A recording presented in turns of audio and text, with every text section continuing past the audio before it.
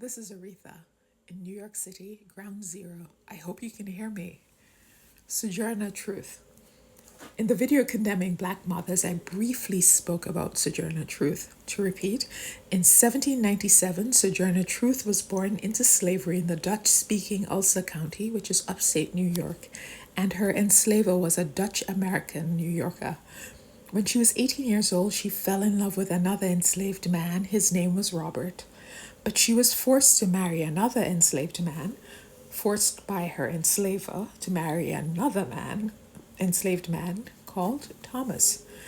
In 1827, when her enslaver failed to honor his promise to liberate her or abide by New York anti-slavery law, which was established in 1827, she left her master. In her response to his charge that she ran away, Sojourner said, "I did not run away. I walked away by daylight." Hard stuff. She renamed herself Sojourner Truth after she experienced a religious conversion. Truth was an abolitionist, civil and women's rights activist, and a traveling preacher. I'm sharing about Sojourner Truth to highlight the ways in which white supremacist societies are always attempt to put down, diminish, or put a black woman in her place. And this is tactical because research reveals that women are the ones who primarily pass on culture. So when we demean black women, we negate black culture. For example, on May 29, 1851, at the Women's Convention held in Akron, Ohio, Sojourner Truth delivered a speech which was transcribed by a journalist who was present at the event. The name of the journalist was Marius Robinson. 12 years later, another version of the speech was written by Francis Gage in a Southern dialect. There is nothing wrong with the Southern dialect in and of itself, but the version of it, which is often attributed to African Americans, is a caricature of both the people and the language and is meant to demean the intellectual abilities of black people. First, language use is not proof of intellectual ability. Rather, it is evidence of the opportunities afforded to people and those with whom they encounter or are around.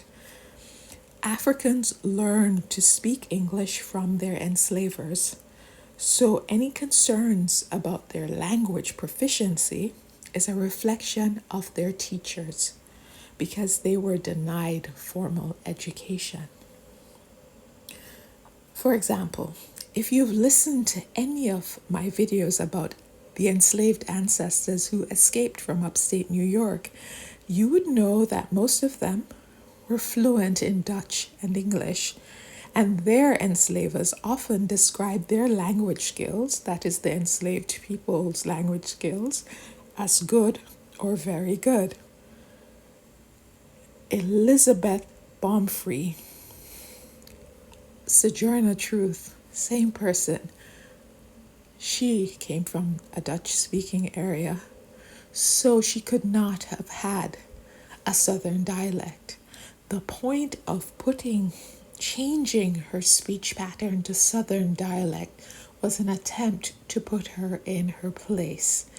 Because how could she be so smart to give this speech?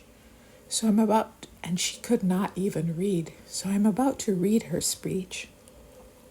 This is the oldest account of Truth's complete speech published by Marius Robinson on June 21st, 1851, in the Salem Anti-Slavery Bugle, a few weeks after the speech was given. This is Sojourner Truth. May I say a few words? I want to say a few words about this matter. I am a woman's rights. I have as much muscle as any man and can do as much work as any man.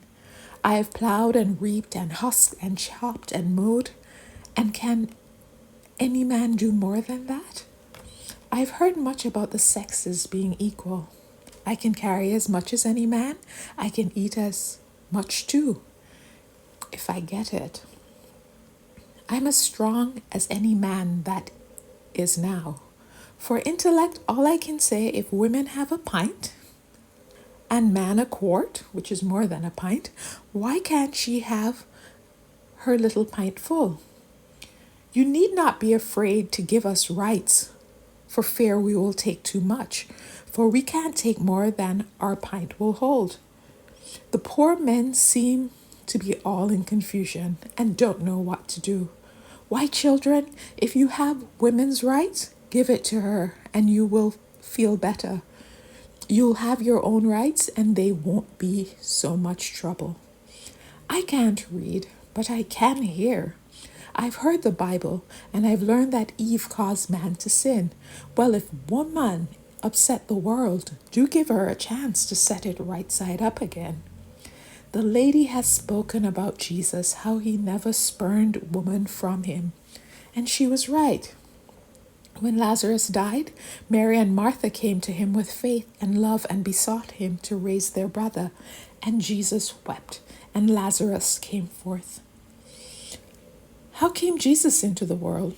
Through God who created him and a woman who bore him. Man, where is your part? But the women are coming up, blessed be God, and a few of the men are coming up with them. But man is in a tight place. The poor slave is on him. Woman is coming on him, and he's surely between a hawk and a buzzard. A couple of takeaways. People having rights do not diminish our rights. It makes all of us better. Women with rights can take on more responsibilities to build our community. And the key takeaway from this video, people can only try to pull you down if you're up. Stay up, women, stay up. And please help us, brothers.